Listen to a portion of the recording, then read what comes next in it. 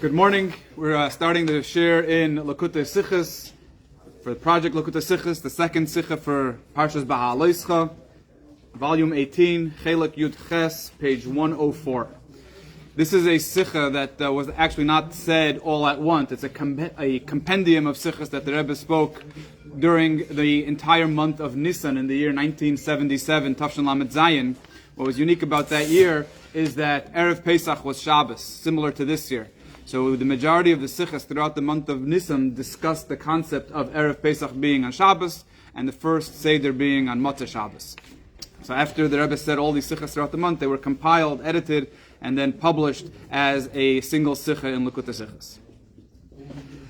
Von die Chilukim zwischen dem Korban Pesach was mit gebracht in Mitzrayim, among the differences between the Korban Pesach, the Pesach offering that was brought while the Jews were still in Egypt, und der Korban Pesach was mit gebracht a Jahr nach dem in Midbar, and then the Korban Pesach that the Jews brought the following year, the first year out of Egypt, the first Korban Pesach that they brought while they were in the desert, wegen welchen es wird erzählt in unser Parsha, about which we read in our current Parsha, Parshas Behaalosecha. The Torah says, "Vayalsu b'nei Yisrael as Pesach b'moedei," that the Jews performed the ritual of the Korban Pesach at its appropriate time, Barba Asar B'Geimer, on the 14th of Nisan, and that is referring to the first year after they left Mitzrayim, after they left Egypt.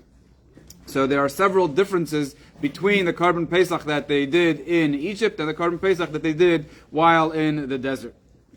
Pesach Mitzrayim hat man gebracht mimei Shavua. The first Korban Pesach, the Korban Pesach that the Jews brought that they offered while they were still in Egypt, was done on a weekday, Bechoil.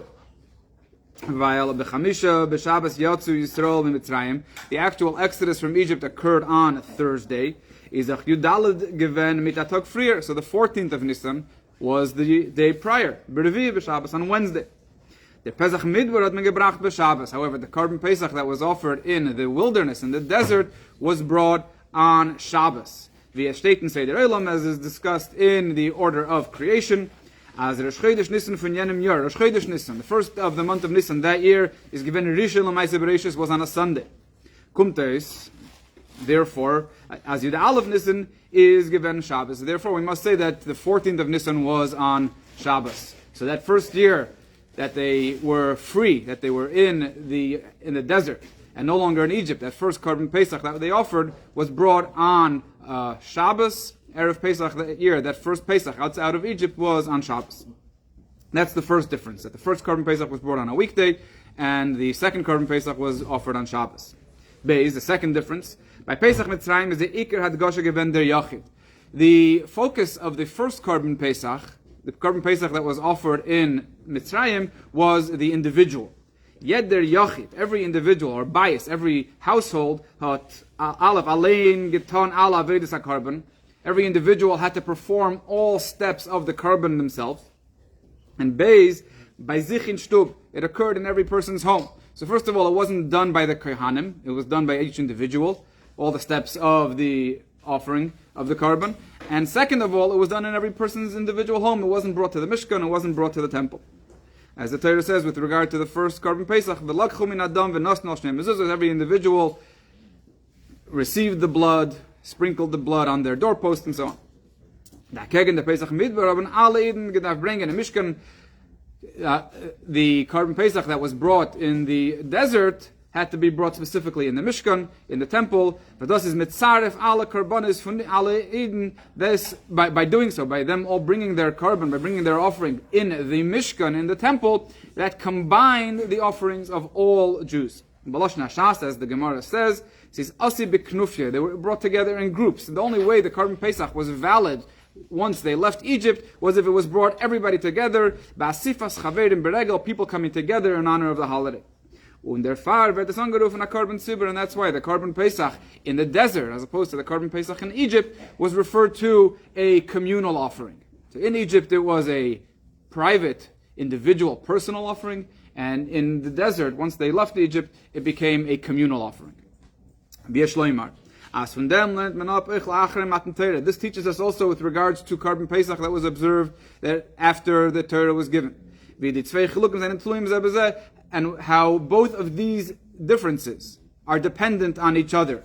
The fact that the Korban Pesach outside of Egypt was done on Shabbos, and how the Korban Pesach outside of Egypt was a communal offering rather than a private, personal, individual offering. Das was Korban Pesach is Deiche Shabbos.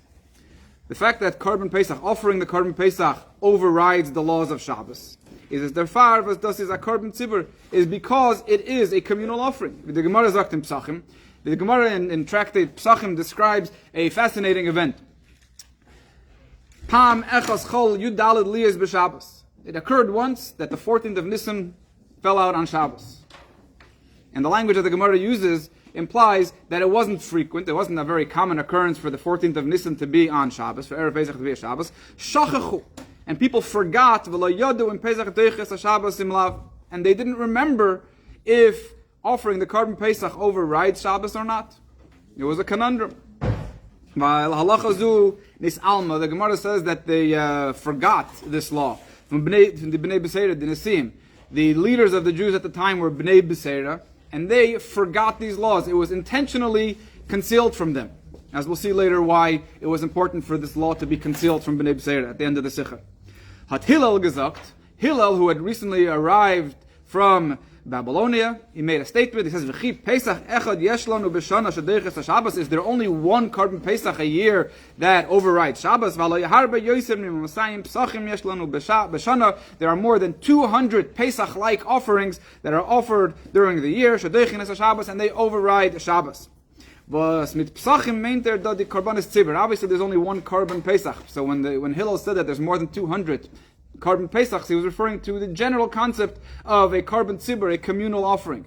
There are more than 200 opportunities to offer a communal offering on Shabbos. Korban Tamid, the daily offerings twice a day, Musaf and the Musaf offering. So between about 50 Shabboses a year and Rosh Chodesh that falls out on Shabbos, and Yantif that falls out on Shabbos, and so on, there are many different opportunities for a Korban Tzibur, a communal offering, to be brought on Shabbos.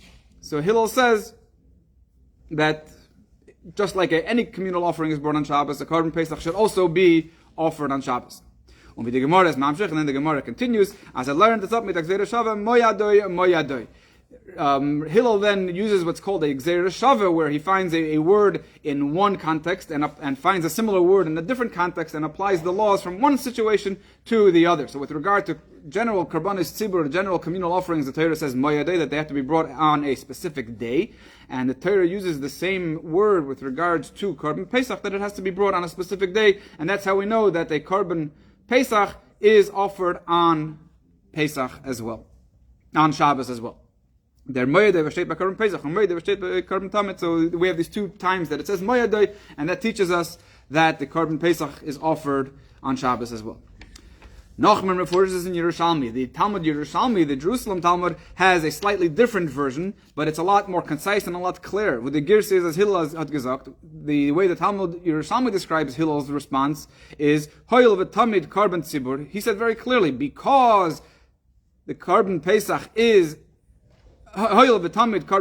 because the daily offering, the perpetual daily offering, is considered a communal offering.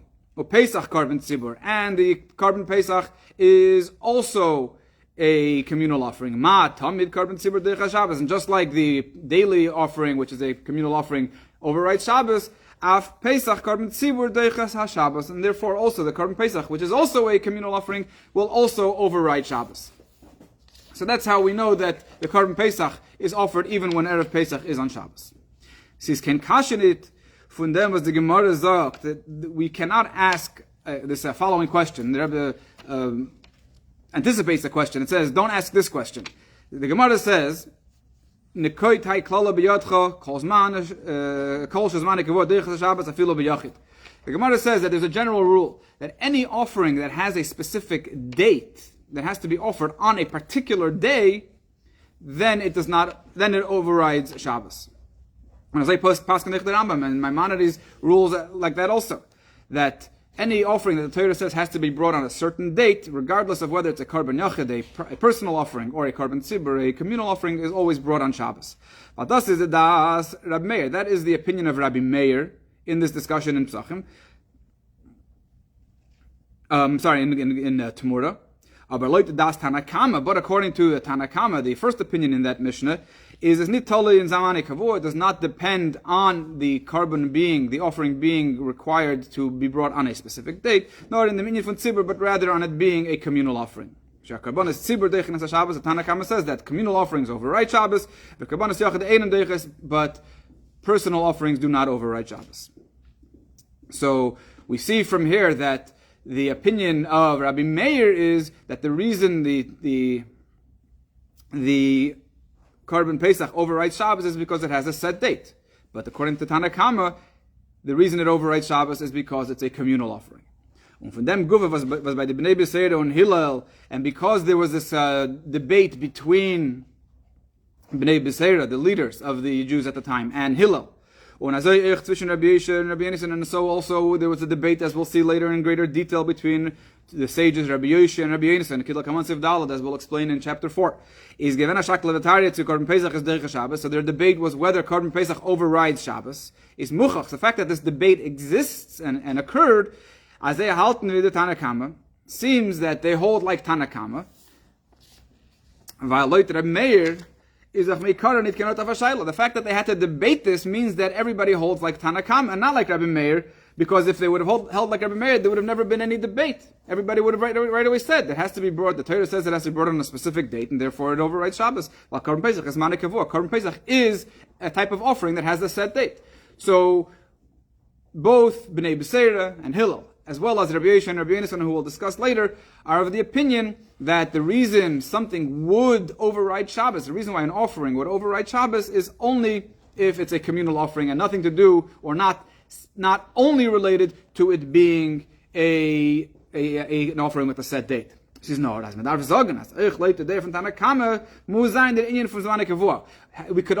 say though, and we have to say, that even according to Tanakama, who says that it depends on it being a communal offering, there is also an element of it being a set offering, also tonight's study, as a side, almost unrelated condition for it to be allowed to be brought on Shabbos. As far as a par helam davar shel tzibur nideicha Shabbos, there is a sin offering that's brought by the Sanhedrin, by the High Court. If they rule something erroneously, if they rule that something is permissible when it turns out that it is not permissible, and everybody followed their ruling and sinned, obviously unintentionally, so now they need to bring a carbon. The Sanhedrin, the High Court, needs to bring a special sin offering, called par helam davar. It's a communal offering. But since there is no set date that this carbon has, that this offering needs to be brought, does not override Shabbos. So it's a communal offering, but it can wait till Sunday. It's considered a communal sin offering. You don't have a community greater than the entire people of Israel. Nevertheless, this carbon does not override Shabbos. Now, going back to our discussion about Korban Pesach. Von Pesach Mitzrayim, was is given a Korban Yachid und given b'mei Shavua. Based on the events in Egypt, when they did Korban Pesach for the first time, and it was a personal, individual offering. Everybody brought their own carbon. And it was done during the week, on a weekday. That teaches us that generally a personal, individual offering does not override Shabbos. The Pesach that they observed in the desert did occur on Shabbos. The Korban Pesach, Erev Pesach, was on Shabbos. In dem Öfen is nicker, as in dem Korban Pesach hat sich aufgetan, der Ingen von Zibur, und der Pfarrer kann es durch sein Shabbos. So that was when this new concept came into play, that Korban Pesach also has an aspect of being a communal, a Korban Tzibur. And that's why it did override Shabbos that time. So if we only looked at the events in Egypt, Korban Pesach would seem to be a Korban Yachid, a individual offering, and therefore would not override Shabbos. And then a year later, we learn about the Korban Pesach that they observed in the desert, and we read that it was done on Shabbos, and therefore we must say that it now became a communal offering. Hagam as Pesach Midbar v'Deiris. Hot and Geder from Korban Tzibur. Now, although the Korban Pesach that was offered in the desert and in all future generations has in it primarily an aspect of being a communal offering, it is not fully a communal offering. Adrab. In fact, there are many details that point to the opposite. In essence, it really is a personal, individual offering. Jeder Chavura darf bringen a besondere Korban von seiner Mammon. Every group, every consortium of people coming together and bringing the Korban Pesach had to pay for it from their own money. It was a personal, private offering. Nit von Lishkem am Tziver, it was not, they could not use communal funds for their Korban Pesach. This is the Achilas Bailam, and then each individual owner or a member of this group ate the Korban Pesach. Unachmer, the Korban Pesach, the entire purpose of the Korban Pesach was to consume it, to eat it at the Seder, that night, the first night of Pesach. And the only people that are allowed to eat the Korban Pesach are members of that particular group. And many other issues that point to it being a private, personal, individual Korban.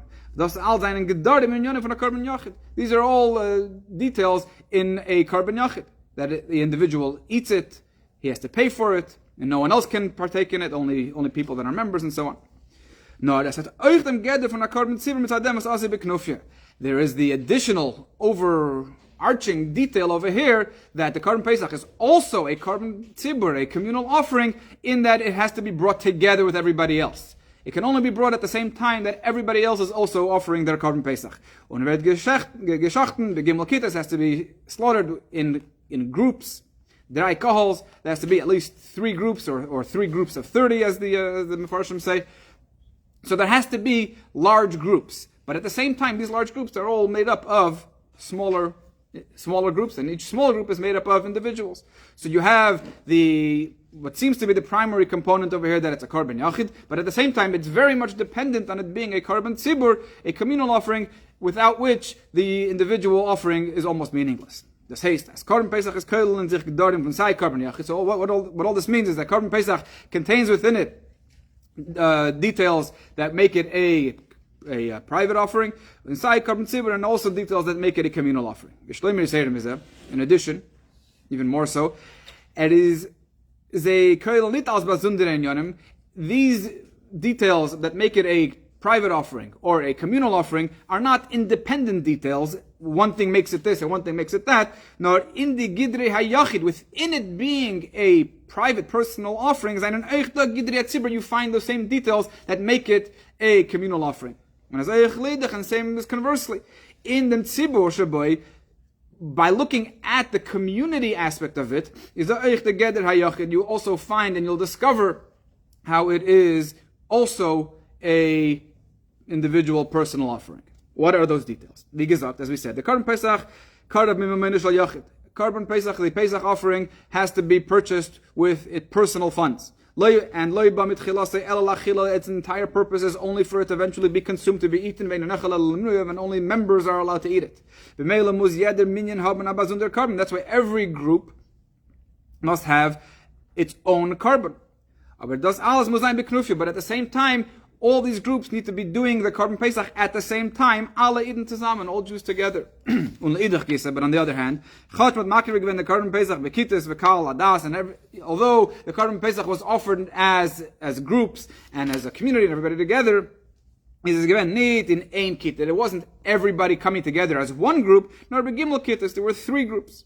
That says, even after we combined and we brought everybody together as one large group, there still is division and detail and various degrees. The Gimel Kittas Dafke had to be specifically within 3 groups, and as the Gemara says, there was a doubt whether there was 3 general groups, or within each group you had to have 3 groups. Yeder von Zeh, Gimel Molkal, every group had to have a minimum of 30 people, so you have 3 minyanim within each group, so that we were sure that we're doing it correctly. But the bottom line is that it had to be individuals, it had to be communal, and both of those aspects had to come together at the same time. This will also explain the debate between Bnei Bseira and Hillel, Korban Pesach is Deiche Shabbos or not, whether Korban Pesach overrides Shabbos or not. Because Korban Pesach contains within it both elements, Saif and Yochid and Saif and Tzibur, both of personal and communal.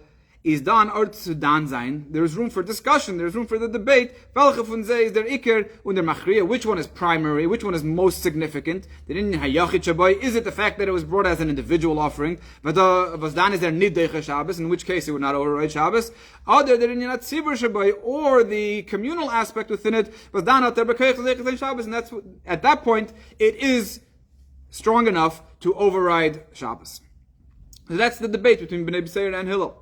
What's the primary significant aspect of Korban Pesach? An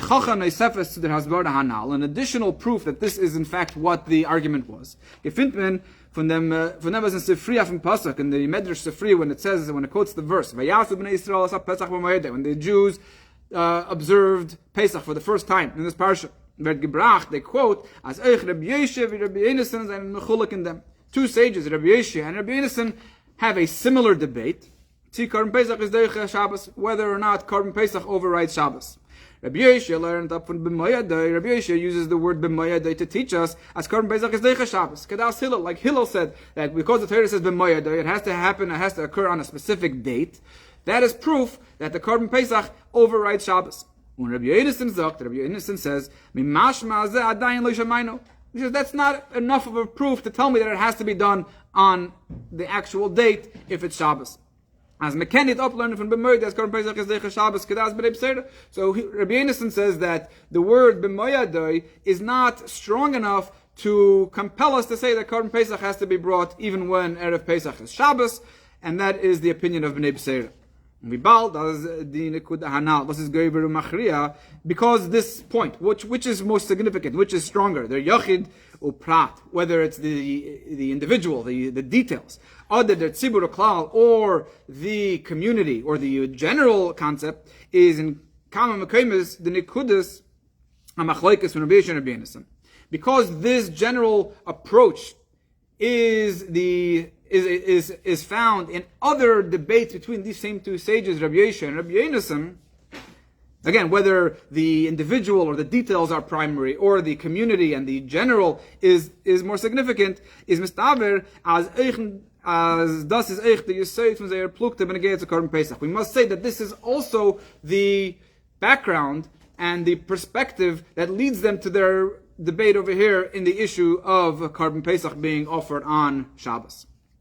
So now we're going to list 7 or 8 arguments in the Gemara and in the Braisos between Rabbi Yeshe and Rabbi Yonasan, and the Rebbe is going to draw a comparison between all of them, how all of them follow the same perspective of Rabbi Yeshe and Rabbi Yonasan, which is primary. Rabbi Yeshe says that the individual is the primary, and the Rabbi Yonasan says that the community, I'm sorry, the other way around. Rabbi Yeshe says that the community is primary, and Rabbi Yonasan says that the individual is primary. But they don't hold B'moyadai, or they just hold... So Rabbi Yonasan says that B'moyadai is not enough to tell you that it has to be done on that day. So we need another proof that it occurs, that it happens on Shabbos anyway. And because Rabbi Yonasan says that the individual is primary, there's no reason to override Shabbos.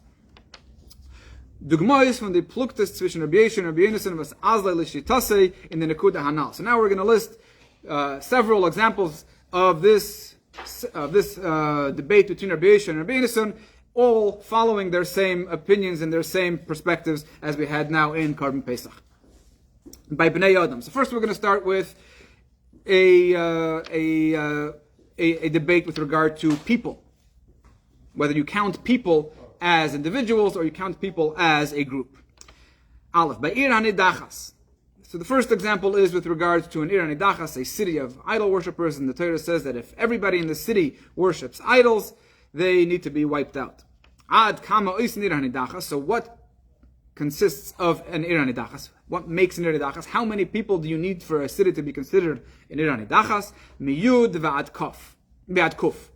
From 10 to 100, Divrei Rabbi Yeshe.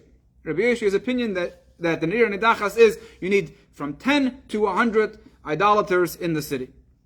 Rabbi Yonasan says mikuf va'adru b'shal shevet, that an Ir Hanidachas starts from 100 and it goes on until the majority of one tribe of Israel. Is Rashi masbir the tam Rabbi Yeshe? Rashi explains what Rabbi Yeshe's opinion is based on. He says, Batzir me'asara lo mikre ir. Less than 10 people cannot be considered a city. Ir Hanidachas. It has to be, the Torah says it has to be a city, an ir anidachas, and anything less than 10, it can't be an ir. Utfei mimeya, and then more than 100, nafke mitoras ir, it now no longer is considered an ir, v'hava l'tzibur, it becomes a community. Das heißt, this means that Rabbi Yeshua halt, azayin dik tfei mimeya, Rabbi Yeshua says that once they reach more than 100, bakum ze together from tzibur, and that they now become a community, rather than just a city. When Rabbi Eliezer halt, Rabbi Eliezer says no. As tfei mimeya zayin namatzias fun ir. After 100, then that's when they become a city. A kibbutz fun yechidim. A city, by definition, is a collection of individuals. It doesn't necessarily mean that they have one body. They don't become one unit. It's just a city where a lot of individuals live. And that goes on until the majority of the tribe. So Rabbi Yeshua says that after they reach the point of 100, they now become a tzibur. They now become a community, and therefore they're no longer an ir, and that's why they're no longer an ir anidachas. And Rabbi Yonasan says that once they reach 100, that's when they become an ir, and they're not a tzibur. Und die hasbara in them. What does this mean? What's the background over here? By Rabbi Yeshua is tzibur machriya. So Rabbi Yeshua says that a tzibur is most significant. A community is most significant. The riber zeter tfei mimeya. Therefore, he considers anything that's more than 100 al tametzius from a tzibur. It now became a new entity. It's not a city anymore. It is now a community. Rabbi Yonasan's shita is, Rabbi Yonasan says, as yachid is machriya, because Rabbi Yonasan is all about the individual. Und therefore, bleibt es an ir. Therefore, after 100, it's still a city. Bis rubish al shevet, until the majority of a tribe. And the same applies to that middle ground from 10 to 100. Rabbi Yonasan says that it's even less than a city. It's only individuals. You have 100 individuals that have nothing to do with each other. And says, it's not even a city. And Rabbi Yeshua, who does elevate them to the next level of being an ir. So the way I guess the best way we can put this is that there are three levels in this scenario of the Ranidachas. There's yechidim, there's individuals, there's an ir, there's a city, and then there's a tzibur. Rabbi Yeshua says that you have individuals from 1 to 10, then from 10 to 100 you have an ir, and from 100 and on you have a tzibur. And Rabbi Yonasan says that there never really is a concept of a tzibur over here. It's always going to be a bunch of individuals who make up an ir from 100 and on. So that's the first instance of this machlekes, of this dispute between Rabbi Yeshua and Rabbi Yonasan being applied to another scenario. Another instance, by Mekal alav v'imay. The Torah discusses someone who curses his father and mother. The language in the Torah is as follows: Ish shirikala v'savi v'simay. Any man who curses his mother or father, his father or mother. So the Gemara says in Sanhedrin, Ein li ela avi v'imay. I only know from this that you have to curse your father and your mother, meaning both. But aviv shaloi imay, but your father without your mother, or your imay shaloi aviv, or cursing your mother without your father. Minayin. How do we know that you're chayav from that too? Talmud loymar. So then the Torah tells us an additional word: aviv imay kilo. He cursed his mother and his father. Dam of boy, and therefore he has to be put to death. Aviv kilel imay kilel. He's put to death whether he cursed his father alone or he cursed his mother alone. Divrei Rabbi Yeshua. Again, this is the opinion of Rabbi Yeshua. Rabbi Yeshua says that because the Torah added an additional line, Aviv imay kilel, that he cursed his mother and father, which means the Torah is repeating itself, it has to be teaching us something new. Which means that from the beginning of the verse, we would have assumed that they have to be both cursed in order for him to be liable. And from the second part of the verse, we learn that cursing each one on their own, or separately, or only one, is equally, a person would be equally liable. That's Rabbi Yeshua. Rabbi Yonasan says,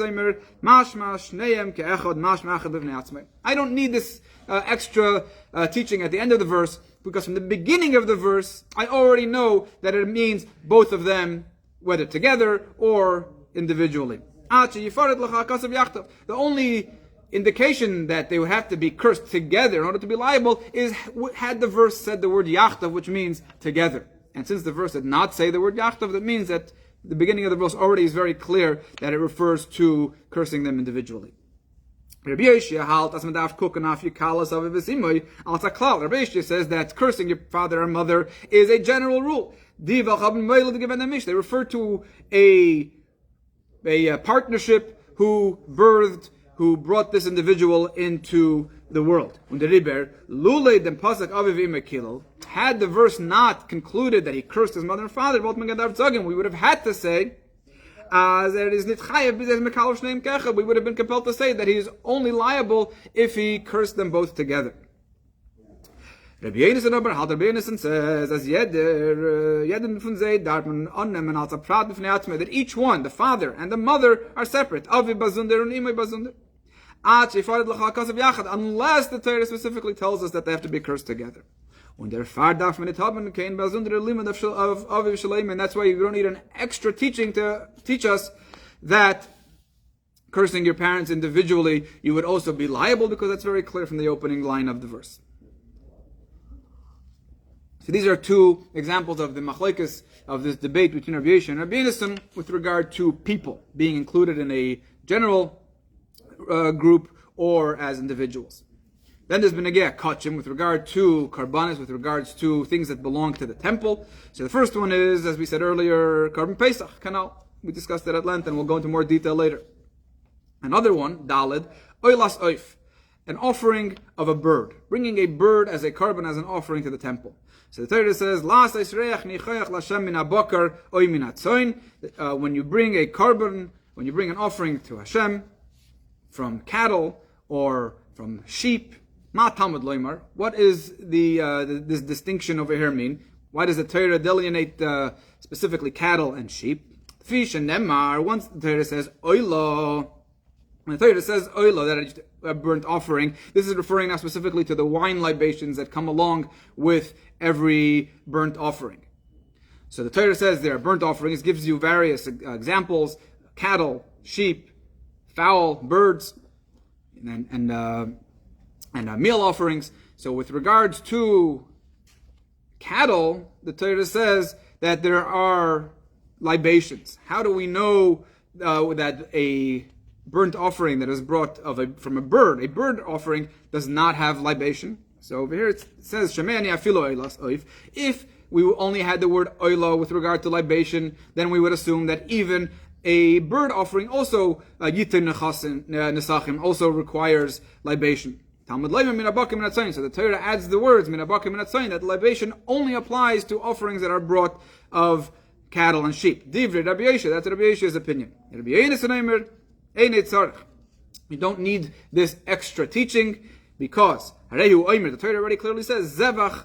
The Torah says anything that is slaughtered, any animal that is brought as a karban, zevach implies shechted, slaughtered like you would slaughter an animal. The oif einay zevach.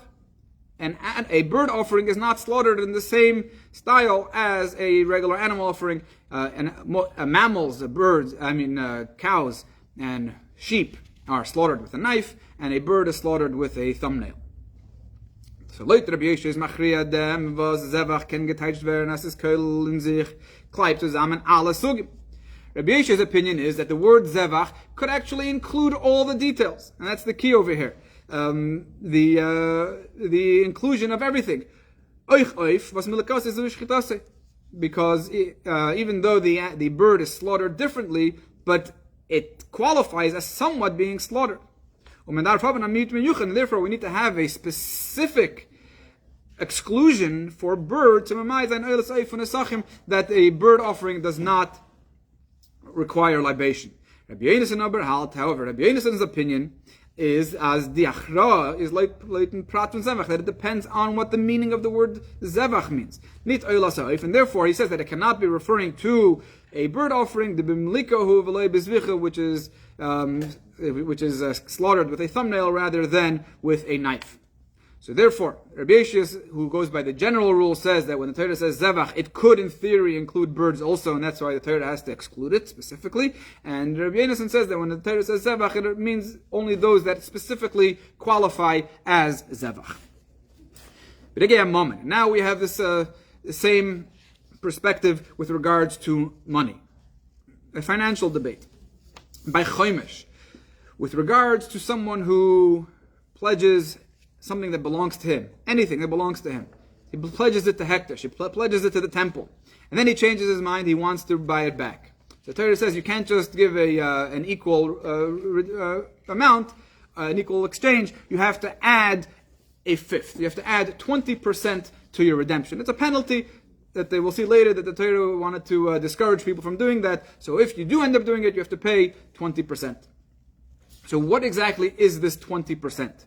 The Torah says, "V'yasef chamishis alav." You have to add a fifth. Sheyehu v'choimshei chamisha divrei Rabbi Yoshia. Rabbi Yoshia's opinion is that after adding the penalty, it is then 20% of the new amount.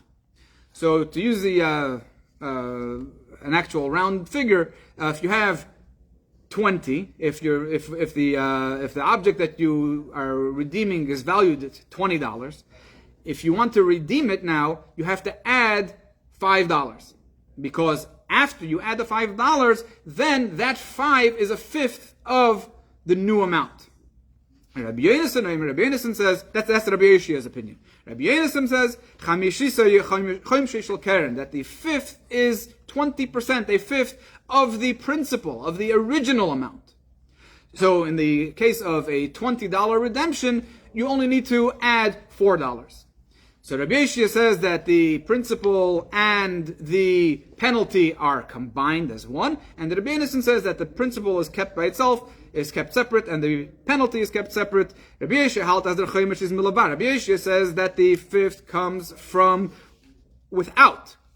outside of the capital, of the principal. And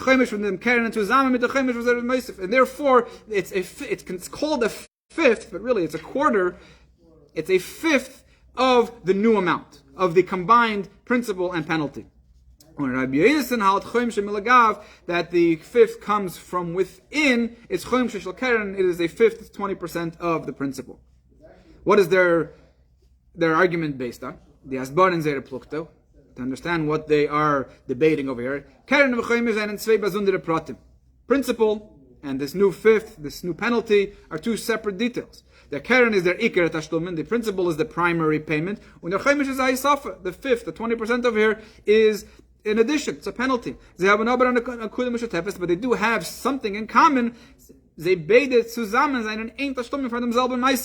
the person makes the payment, he brings them together. He doesn't write two separate checks, one for the principal and one for the penalty. He writes one check, one payment.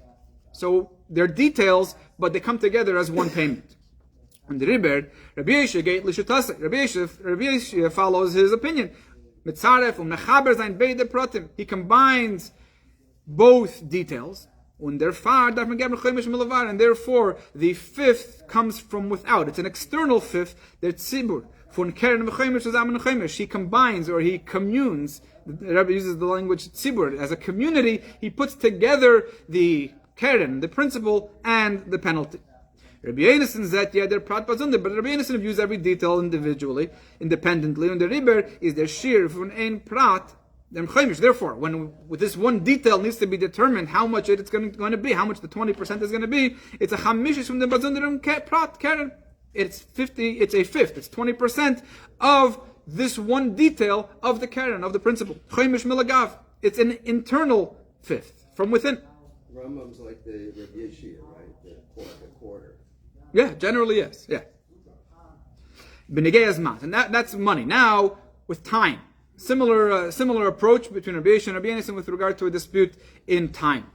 But in the geder from zman by egla arufa, with regard to an egla arufa, as we know in Pasha Shoftim, the Torah says that if a corpse is found between two cities and we don't know who killed him, we measure the distance between the two cities, and the courts or the elders of the closest city have to bring a calf, and it's beheaded on a certain spot, and that spot that the calf is beheaded on may never be worked. It has to be remain fallow. The land has to remain unused forever. So this is a dispute, another dispute between Rabbi Yoshiya and Rabbi Yonason, what that means. Asher le'yavid bo v'lo yizara. When the Torah says that it should not be worked and it should not be sowed, l'sha avar divrei Rabbi Yoshiya. Rabbi Yoshiya says that it applies also to land that was never worked before, was never used before. So when finding a spot to behead this calf, we need to find a place that was never used before. It can't be something that was used in the past and will not be used in the future. It has to be something that was never used in the past as well. And Rabbi Eliezer says that the only thing we're concerned with now is that this land not be used in the future. The Gemara is Masur. The Gemara explains as lahaba the kul plig. Everybody agrees that in the future this land may not be used as matornit zerei zayin. So Rabbi Yeshua doesn't say only land that was not used in the past, but it could be used in the future. But rather he says, in addition to this land not being used in the future, it may also not be land that was used in the past. Ki pligi lisha over. The argument is with regards to the past. That's barav in them. Similar explanation as all our other machlokes in between Rabbi Yeshua and Rabbi Yosef. Like we said earlier, in Zman zayin adot tzvei inyanim. Time also has two components. Aleph, the pratim in them. There are details within time, specifically avar, hoive, v'asid, past, present, and future. When Beis, the other component in time is the klal fun zman, the general concept of time. Klolos hemshech hazman, how time is one long continuum. Ein zusammenstellung von avar, hoive, v'asid is one continuum of past, present, and future. Rabbi Yeshua is mitzaref al zusammen. Rabbi Yeshua combines them all together. Mitzad klolos hemshech hazman zayin and avar v'hoiv v'asid ein inyan. Rabbi Yeshua says that as far as time is concerned, the past, present, and the future are one unit. Der riber zokteras, der tanai. Therefore, the condition about this land, asher lo yovid b'lei v'lo yizar, that it may not be worked or plowed, is in, or sowed, is in tzibur v'tzir of hemshech hazman. Again, the Rebbe uses the word tzibur, that all this time now is combined together as one, and it includes also the past. Rabbi Yosef aber guckt auf die Pratim. Rabbi Yosef again is about the details, specifics, individuals. Von Zman, the details of time.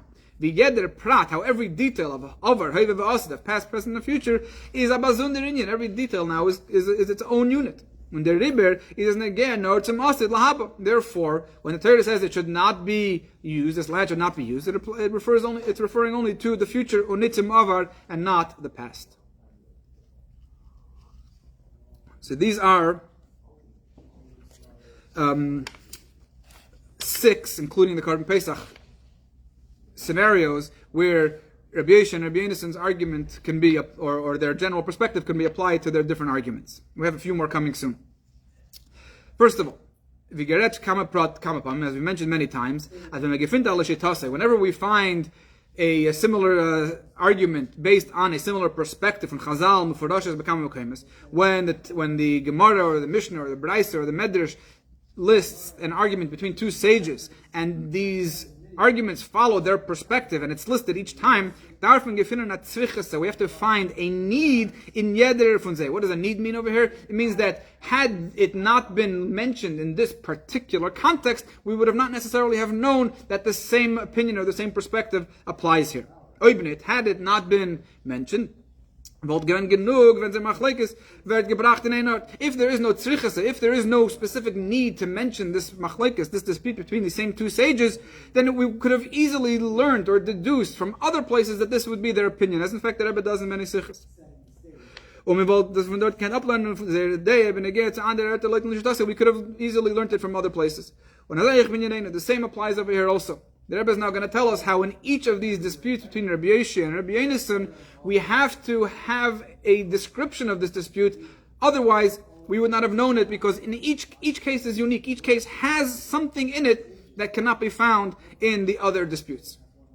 So start with the last 3. In the letzte drei pluktas, in these last 3 disputes of oif, about the bird, or chomish, the 5th, or zman, and time, kemen zagen, we could say, lu leidem was mitzad in the kudim mishoteves in them.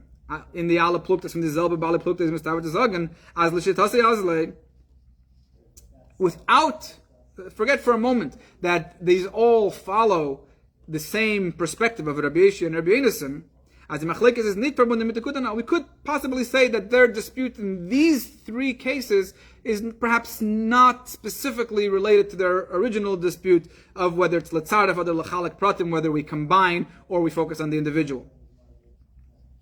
Nor mit andere besondere Time. Perhaps in these 3 cases we can say that their dispute is based on other issues. In yeder plukta lefinyon, and in each case there is something that it stands out that makes it unique and is different than the others. So now we'll go through these 3, what makes each one of these 3 unique. Aleph, by Eilas Oif, with regards to the bird offering, Ken Men Zagen, we may say, as the plukta tzevach is koilel Oif, the dispute of whether the word zevach includes bird is totally depends. Not whether we go by the community or the individual or the combination or the specifics, not in the plukta, but rather with regards to it depends on a different dispute. Whether birds need to be shechted, birds need to be slaughtered according to the Torah, other ein shchita loif, or birds do not need to be shechted. This is regarding slaughtering a bird for private consumption, not for a carbon. Although this argument, as I just said, is only with regards to profane slaughtering, meaning not for a carbon, not for an offering in the temple, when it's being brought as a carbon, everybody agrees it has to be done with the finger. The word zevach is used also with regard to slaughtering a bird for consumption. If we were to say that birds do not require shchita, therefore we cannot say that birds are included in the word zevach. I feel in a state by kachim, even when it is used by kachim. So if we were to accept that that birds do not require shchita for personal consumption, then whenever the word zevach is used, it always means something other than birds, and birds can never be included. So it's possible that this machlekes between Rabbi Eliezer and Rabbi Yonasan has nothing to do with whether we go by the details or we go by the general, but rather whether birds require shchita or not for personal private consumption. That's why it has to be specifically listed. That's why this machlekes has to be included.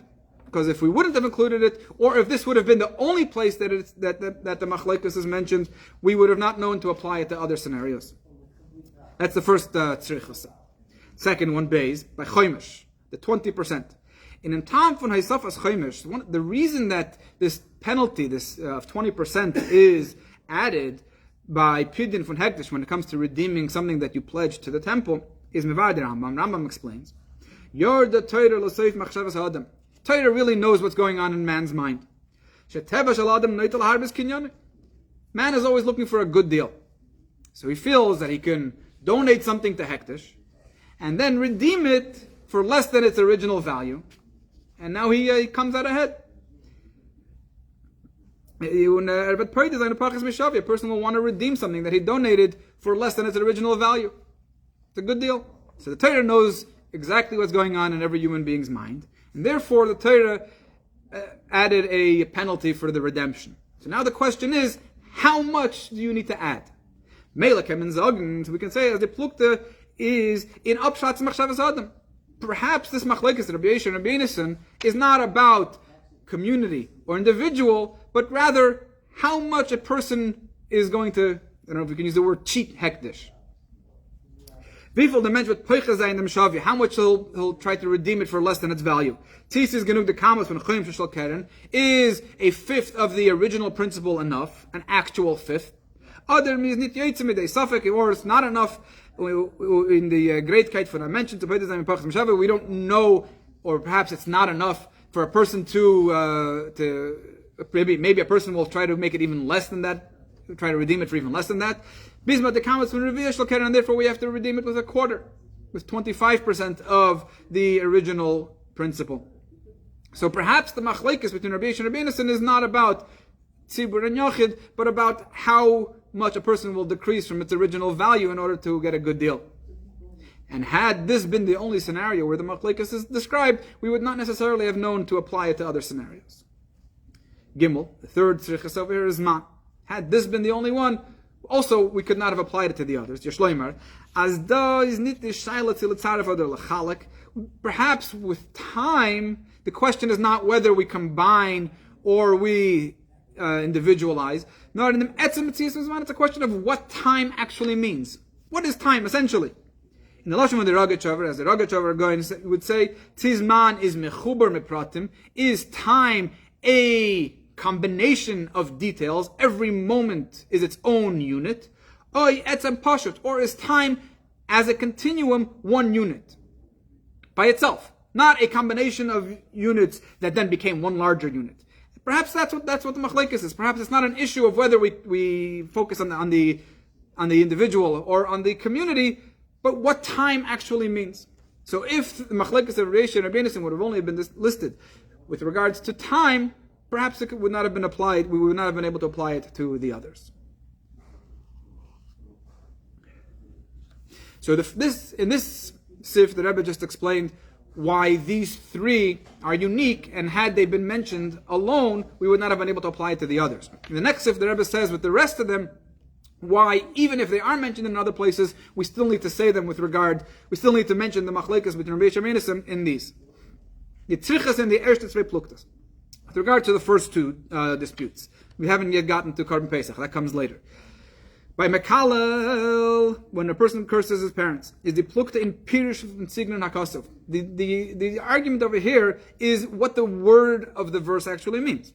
When the Torah schreibt zwei Sachen, on the word Yachta, when the Torah lists two objects, without saying Yachta, without saying that they have to come together, Sie meint es beide zusammen oder jeder für sich.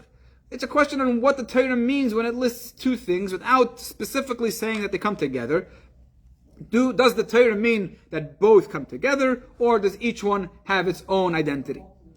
And thus, and we would not have been able to deduce this from reading this, from seeing this machlekes in other scenarios. Additionally, because over here the dispute is very, very simply, what does the Torah mean? What does the wording of the Torah mean? Additionally, da is the plukta when the Torah is mefared because of echad tzvei legamre besonder inyanim. Over here the discussion is whether when the Torah in one verse itemizes two completely separate objects, or in this case, father and mother. They're two independent individuals. Nitvi keren v'chomish, the principal and the fifth are money. It's all the same thing. Once you put them together, like I said, you can write one check for them both. Question is now, with regard to these two completely independent entities, can they be combined? Can men sagen, could we say, we might be able to say, as Agam, Rabbi Yeshua halta as in andere Fall is mitzaref, although Rabbi Yeshua says in other cases, we do combine them, aber in them Fall is menit mitzaref. In this case, we do not combine them, because they're two independent individuals. The Torah specifically says, Aviv ve'imay, father and mother, very clearly saying that they are separate. So perhaps, had we not learned this machlekes between Rabbi Yeshua and Rabbi Yonasan, in this context, we would not have necessarily known that Rabbi Yeshua says that they should be combined. By Irani Dachas is there plucked in the Pirush von a Wort was steht in Torah. And same with the Irani Dachas. Again, the machlekes over here is with regards to a word that was said in the Torah. The Torah uses a specific word. Ir, a city. So was wird angerufen Ir. We were trying to now determine what is considered a city.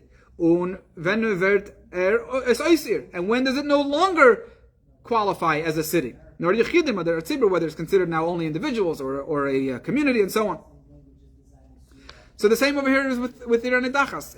If the machlekes would not have been listed and described with their nedachas, we would not necessarily have known that they have that same opinion. Because over here, again, it could just be a debate with regard to the definition of a word. However, we could perhaps ask, this machlekes, this dispute by Ir Nedachas is similar to the dispute with regard to the bird, which also was in the period from the virtue because of zevach, which is also about the definition of a word, what zevach means.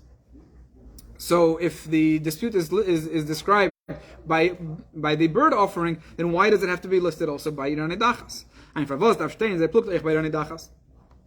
So the Rebbe will now explain this. Is noisef al hanal as by zevach yeshloimer das is told it's yeshchita loif in atera.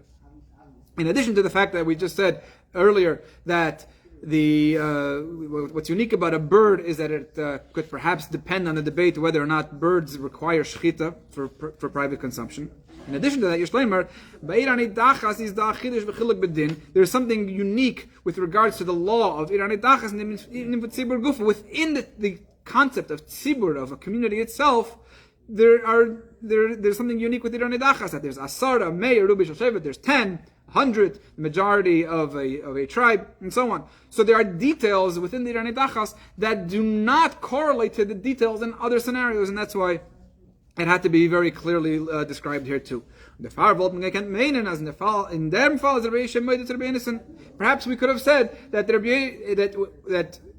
that in this scenario, Rabbi Yisha concedes to Rabbi Yonasan that fame may is in an ear, that even more than 100 is still a city. Because a city also does have some qualities of being a tzibur.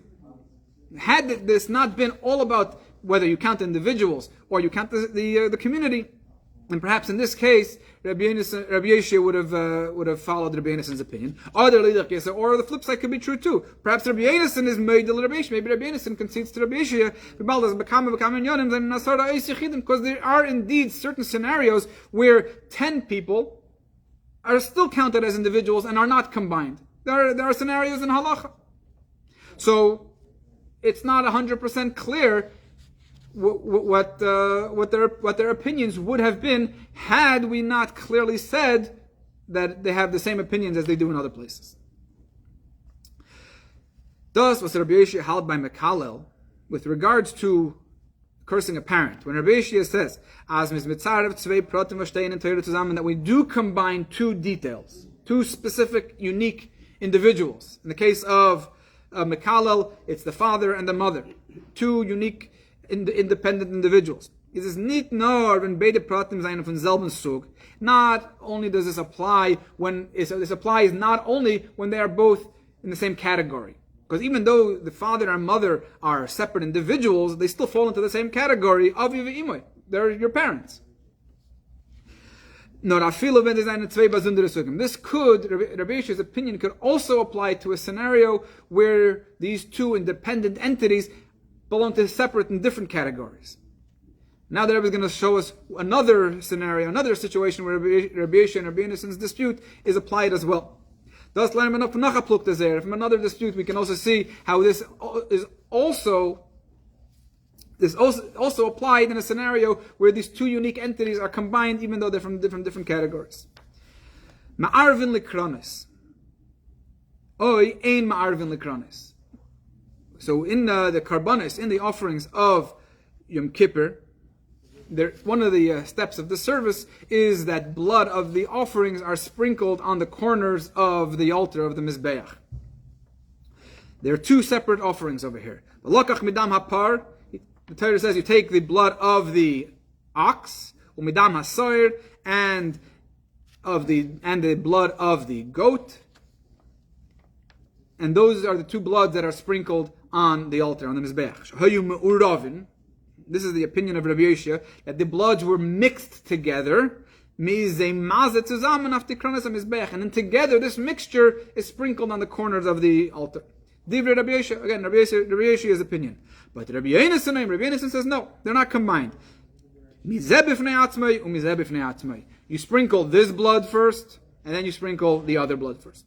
Then you sprinkle the other blood. Separately, they're not mixed together.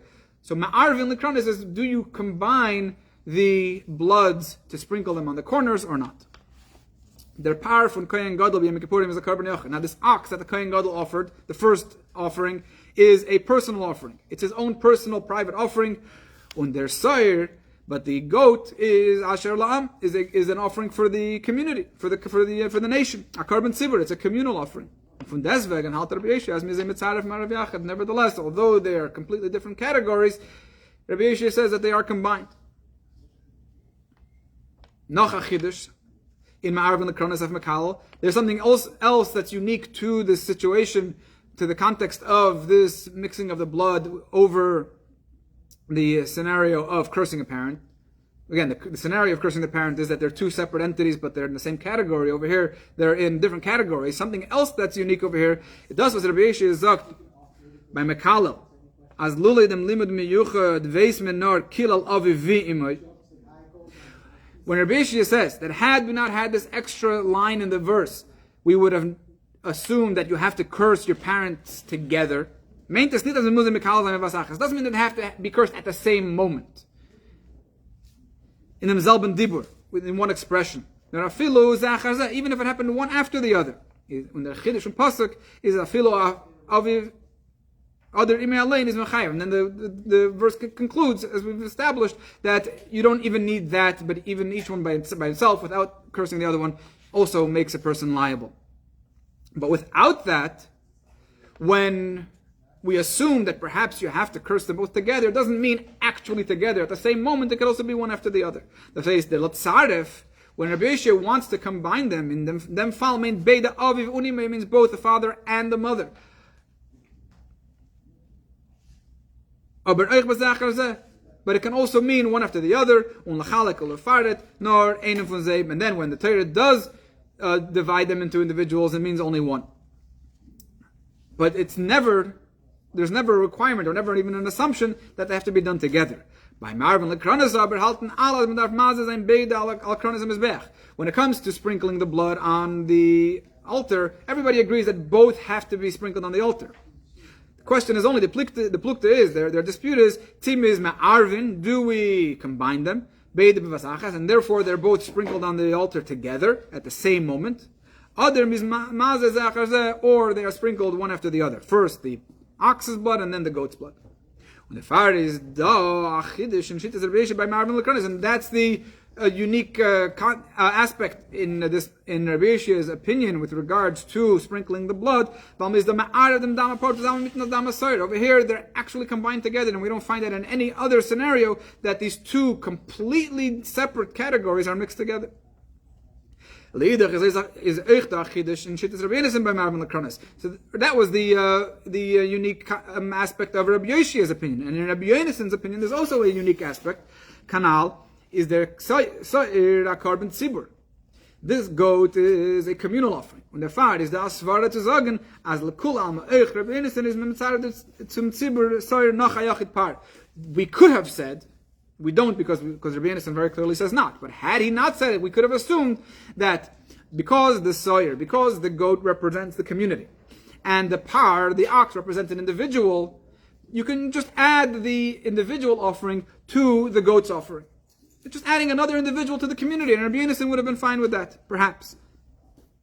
And that's why we have to say his opinion very clearly, that he doesn't believe that. Mashenkin, by Makal, however, with regard to cursing a parent who says, Sai of Nisai Ima, they're both individuals. We don't have one of them considered a community and one of them considered an individual. They're both two individuals, so Rabbi Yonasan would never concede that they should be combined.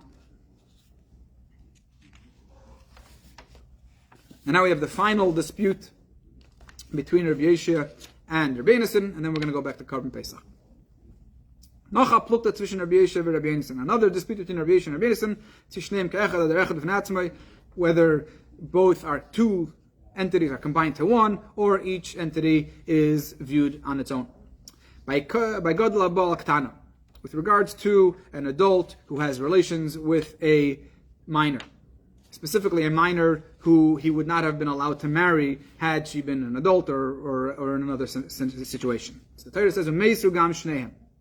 Both of them have to die. And the Gemara says, "Hachayiyu shavin ke'echad." They both have to be equal. Dibur Rabbi Yeshua, which means that they both have to be liable, be able to be put to death.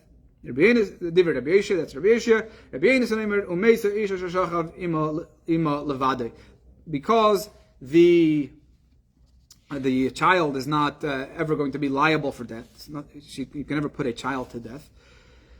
The man himself is put to death. So Rabbi Yeshua's opinion is that because they both need to be liable in order to be able to put the man to death, and in this case the child is never going to be liable, the man is also not put to death. Rabbi Yonasan says that just because the woman is not, the child is not liable, the man can still be put to death.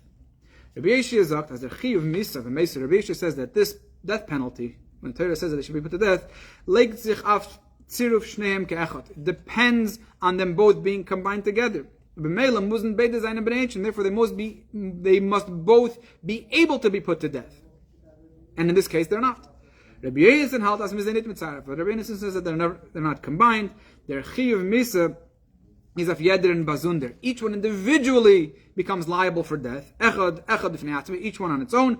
And therefore, because the child cannot be put to death, the man's penalty still stands and he can still be put to death.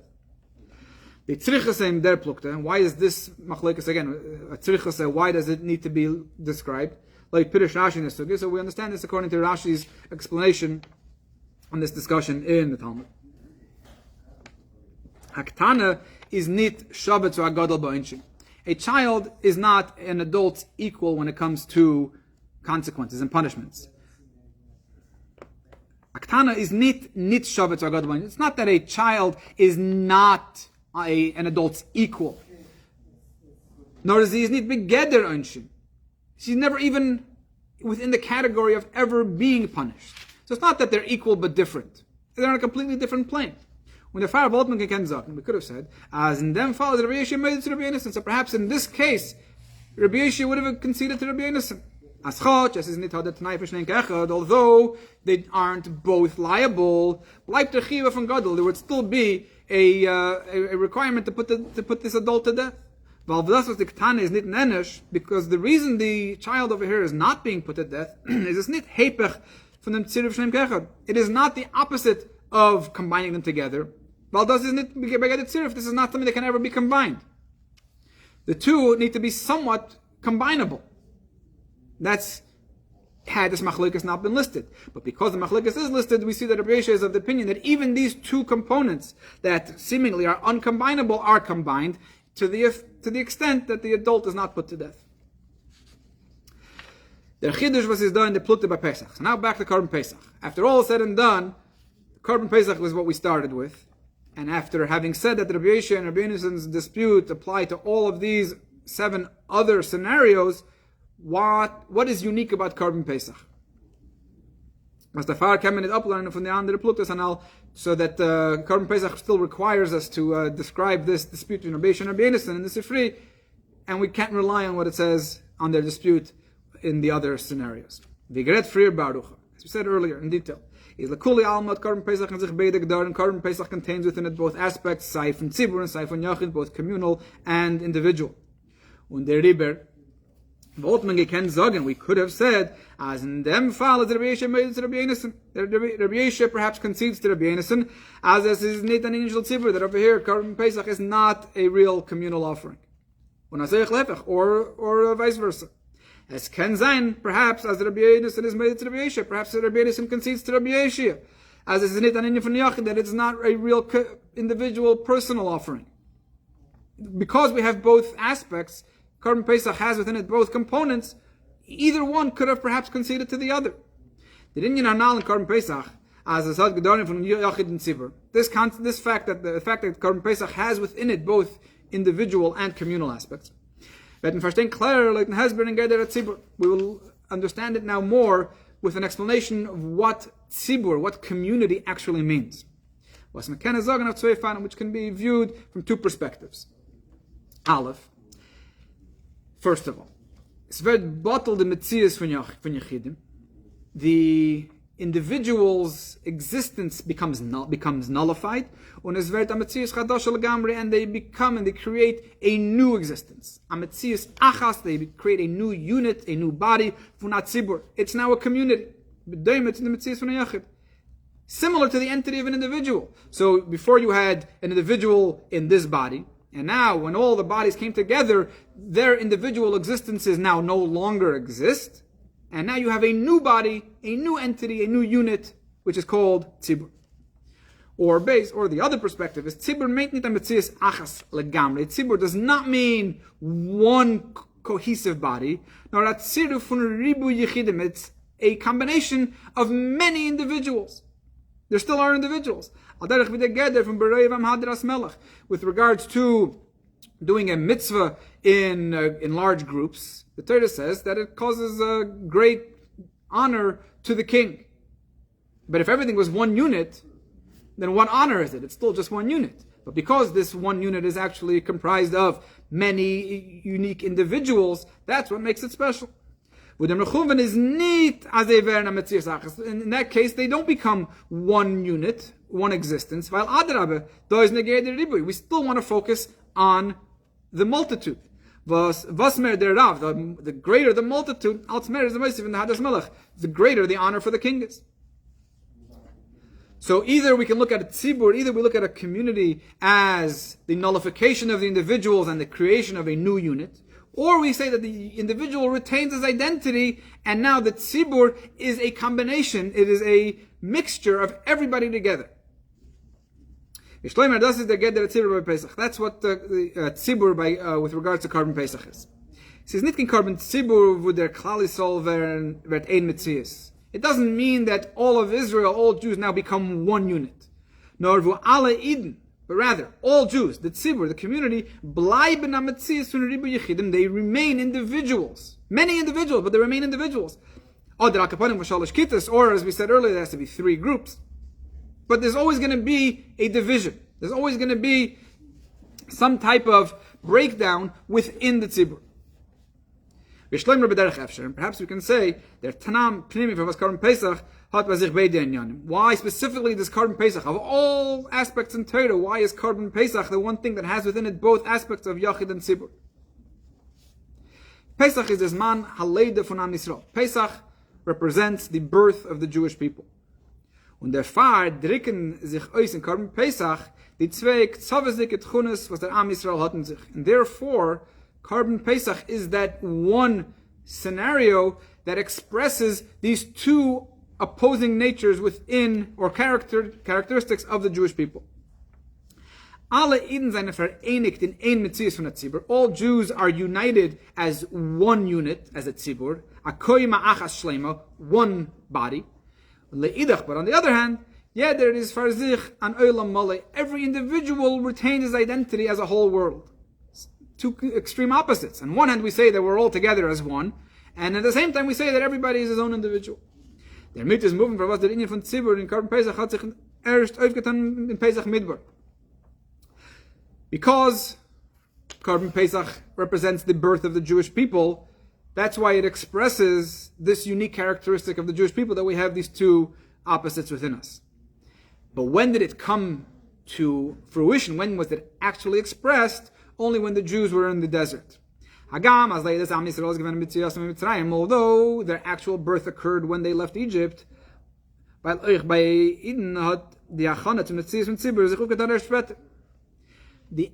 Jews, when did they actually become a tzibur? When did they actually become a community? That happened later, by Matan Torah, when they received the Torah.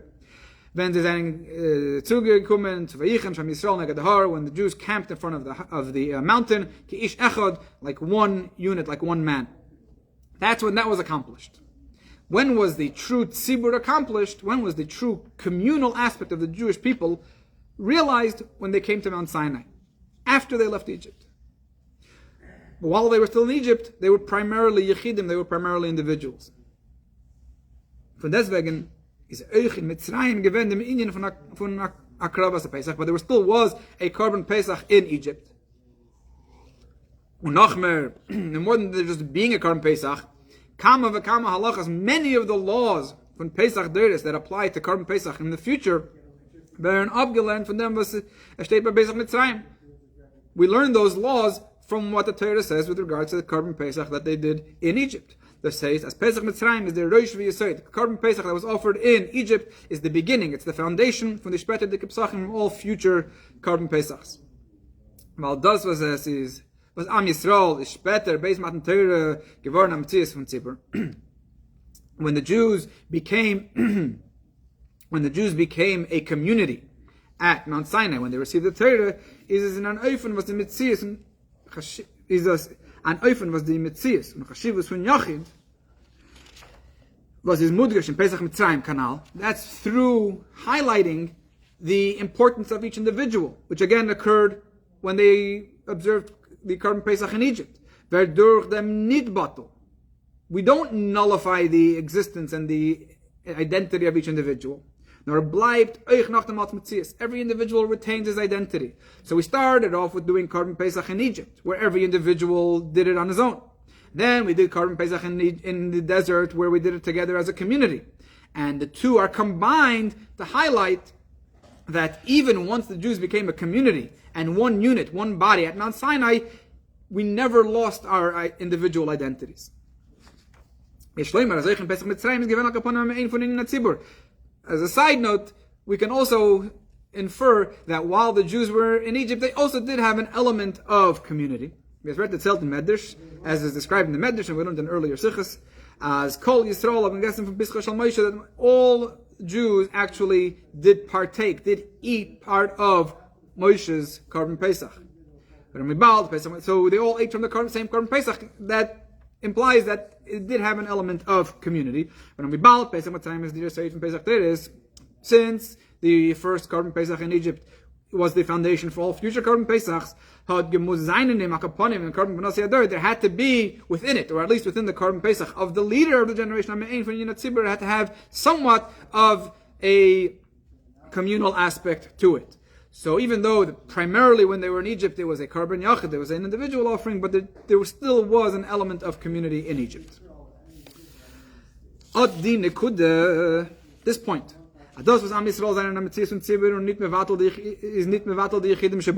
that the community aspect does not nullify the individual aspect of the Jews.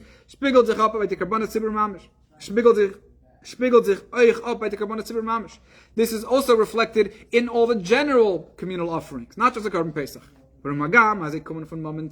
Although they are purchased through communal funds. It has to be very clearly designated for the community. The money that you donate to be brought to the temple to be used for communal offerings needs to be very specifically designated for the community. It no longer belongs to the individual.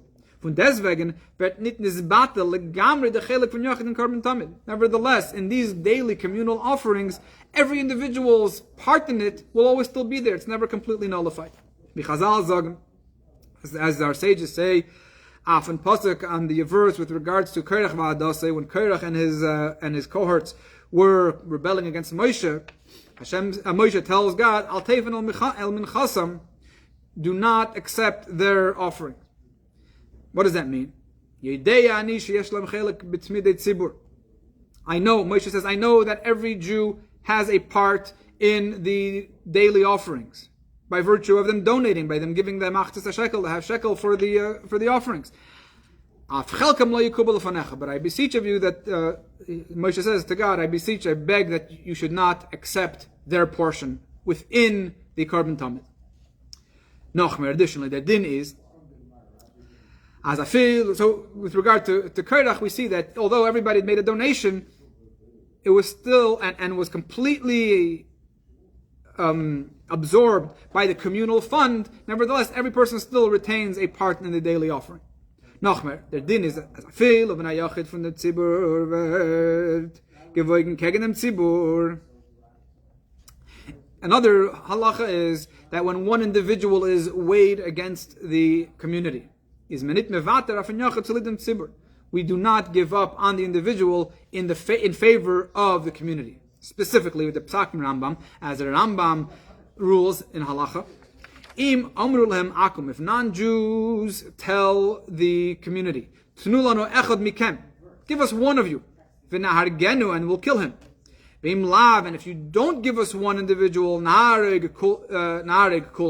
we will kill all of you. So it's one life versus the entire community.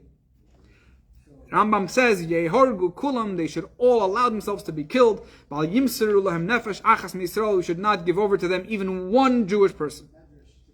Although generally the community does outweigh the individual, it still will never completely nullify the identity and the existence of the individual. So even when there is this concept of community, where this new cohesive unit that came to be at Mount Sinai, every individual Jew still retains his identity, his own personal identity. And as this is with regard to community, Klalos Am Yisrael, the general Jewish nation. And the same applies also to every individual. Each individual also is expected to approach this from both perspectives. As Hillel said and is described in the first chapter of Pirkei Avos, Allah, first of all, first of all, if I am not for myself, who is for me? But then he adds, but once I am for myself, what am I? It is a metzias from a yachid. You have your own identity. You're an individual. Ani li, I am for myself. Und zusammen der mit, but at the same time, is there a tale from Klal Yisrael? You have to remember that you are a part of the Jewish nation. And if you forget that you're part of the Jewish nation, then you're nothing. But if I'm just for myself, then what am I? With that in mind, as these two characteristics are expressed specifically in Korban Pesach, we can explain Hillel's above mentioned statement. We can explain it colloquially with regard specifically to Pesach. Although we cannot say, as B'mei Hillel is given their minhag, that they had the custom to learn in Pirkei Avos ben Pesach l'Shavuos. So there's this custom that we have to learn Pirkei Avos, one chapter every Shabbos between Pesach and Shavuos, the 6 chapters, the 6 Shabbosim between Pesach and Shavuos. So obviously, this custom did not exist in the times of Hillel. Nevertheless, since Torah is eternal, including also customs that the Jewish people instituted, which are as valuable and as strong as Torah itself, we must say, as their Maimer von Hillel, was is in the Rishon, was is in Perek Rishon, this statement of Hillel, which is listed in the first chapter of Pirkei Avos, relates specifically to the first Shabbos that follows Pesach. What's that connection? The Habir, the explanation is, the Rabbi said earlier, which means colloquially. It's not the actual pshat, it's not the actual meaning of Hillel's teaching, but it's a very important lesson regardless. As we said earlier, Hillel was the one who ruled as Pesach is Deicha Shabbos, that the Korban Pesach overrides Shabbos. And as we discussed, is das mitzadem the Pesach hat together from Korban Tzibur. The Korban Pesach has it qualifies as a communal offering. Und die Gemara is dort Messiah, and then the Gemara concludes in the discussion about Hillel and Bnei Beseira. As das hat gebracht, as mit Nemane given Hillel as Nasi. By Hillel remembering the law and teaching this law, that caused him to be appointed as the Nasi, as the leader, and to replace Bnei Beseira. Learned when gleich noch Pesach, right after Pesach. So Pesach is when this thing happened, when this event between Hillel and Bnei Beseira occurred. Right after Pesach, we opened up Pirkei Avos. Right after Hillel became the leader, right after Hillel became the leader, we read his first teaching. Was his Bekeshes of Korban Pesach and how it relates specifically to Korban Pesach, which caused him to become the leader. What's this first teaching? First teaching of Hillel that we learned right after we learned that he became the leader. First thing is, if I am not for myself, who is for me? Der Mehuas from Korban Pesach is a Korban B'yachid. The basis of the Korban Pesach is that it is a personal offering. Medarves allein bring, and every individual needs to bring it on his own. Von Mammon Yachid has to be brought with your own money. Un Limnuyav, and only members are allowed to partake in it. Getzelt werden of them. Only members can be included in it. That's Imein Anili Mili. Le'idach, but on the other hand, Kshani La'atzmi Ma'ani. But if I am only for myself, then what am I? And Muzhab and together for Korban Tzibur, you must also have this aspect of it being a communal offering. If all you cared about was yourself, was the individual, then the Korban Pesach would not have overridden Shabbos. And therefore Hillel would never have become appointed leader. Mani. He's talking about himself. What am I? If not for this rule and a reminder that every individual still has to be part of the community, then I, Hillel, would have never become the leader, because then my teaching that Korban Pesach is a communal offering would not have been applicable. Kemen fragen, but we can still ask, again, colloquially, Afilu oib der Korban Pesach is an inyan shel tzibur. Even if we were to say that Korban Pesach is, or does have some aspects of a communal offering, Moses the Chaben the Tnai from Kavua's Mana if Shabbos. We said that the only way a communal offering overrides Shabbos is if it's required to occur on that day. Can also be based, as we said earlier. So Zogt Hillel, so that's Hillel's final statement over here. If you don't do it now, when will you do it? Korban Pesach is Kavua's Mana if you don't listen. The Korban Pesach must be offered on the 14th of Nisan. So that's the end of the discussion on Korban Pesach. Now, just as this applies to each individual, this applies also to our love for our fellow, specifically our love for our fellow like ourselves. Says Yadua, it is known as the Inyan von Avos Yisrael to welche Eden soll nur sein. Loving your fellow Jew, regardless of who he is mitzadem was called ish Yisrael ish echad chaverim, is because every Jew is like one with his fellow Jew. With the Alter Rebbe is masber, as the Alter Rebbe explains, as alle Eden seien wie ish echad mechuber me'evarim rabim, all Jews are like one person comprised of many limbs. Und in dem seine Fragen kann man beurteilen. And there's different ways to view this concept. Jeder Eid is a tale from Klal Yisrael. First of all, every Jew is a part of the general congregation of Israel. U'k'maimer Chazal, as the sages say with regards to Matan Torah, Ilo Yisrael chaser Matan Torah, afilu Adam echad le'hoiz Shechina niglas aleim. Had there been even one Jew missing the Torah at Matan Torah at Mount Sinai, God would not have revealed Himself to them. And kol tainus shema b'ishim Yisrael ain't tainus, any fast with when there's a tragedy among the Jewish people and the community fasts, even if the greatest sinner is missing from this fast, it's not counted. But thus is it's not because the individual's value, nor does it ain't from the klal, but it's because without him the entire congregation or there's a detail missing from the general bigger picture. That's one perspective. The other perspective is as jeder Eid hat a protestige Meile, was die Meile is mashlim de klal. Every individual actually does have specific value through which he complements everybody else. As Alter Rebbe explains, as a frana mile in the regel of Rosh, the foot actually has a value over the head.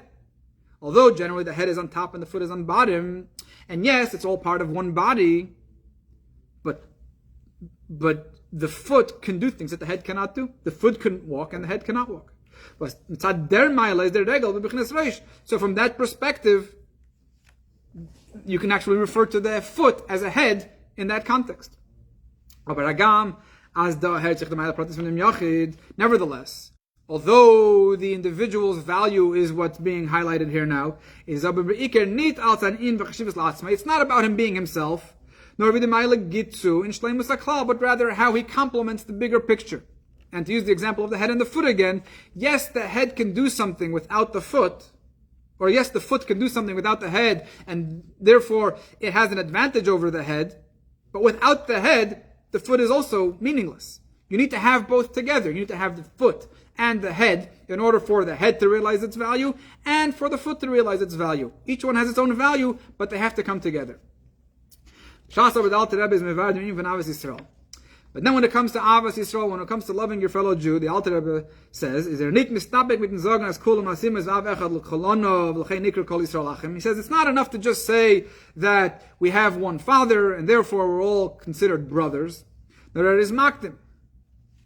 He adds one more perspective to this concept of Avos Yisrael. V'hanefesh v'haruach, the spirit, mi yodeya Gdulasan u'ma'alasan, who knows how great they actually are, b'shorshin u'makayrin, in their source, b'leikim chayim, within the living God. That means, you love every Jew because of his value as an individual. Not because he's a part of the bigger picture, and therefore he completes the general picture of the Jewish people. That's important, but that's not why we love every Jew. We love every Jew because of his individual value, because of who he is. And that love is kamoicha mamash. You have to love that person like yourself, just like you love the limbs of one body. Even though each one has to be its own independent limb, they're all part of the same body. That's how you can love someone like yourself, because when the head loves the foot, he's not loving something different, he's loving himself. Therefore, in dem ort was herzig bloiser in prati from dem aver. Therefore, even when you only recognize the value of one limb, mitvir is mashtim klolos haguf, not as it is part of the bigger picture and complements the rest of the body. Even within that own specific individual limb, you feel and you recognize the value of all the other limbs. And that is that they're all part of one body. Not the specific value of everyone, but the fact that you're all actually one. Through engaging in loving our fellows like ourselves, loving a fellow Jew as we just described. God Himself, Re'acha, which when the Torah says Re'acha can also refer to HaKadosh Baruch Hu, God Himself. God will express His love to the Jewish people.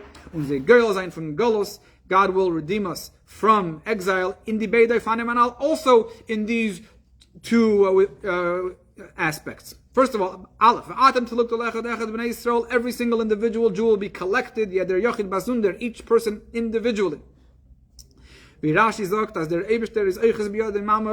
Rashi says that Hashem, God, takes your hand, every single Jew's hand, and from Galus, every Jew is individually and independently led out of exile. And God Himself again, who is our fellow. God Himself also leaves exile. When the Jews leave exile, when they are redeemed, God is redeemed with us. Every individual together with God Himself. And that's the first component. And the second component of the redemption is all Jews will be united in this great congregation who will return in the ultimate and final complete redemption. May it happen in our time.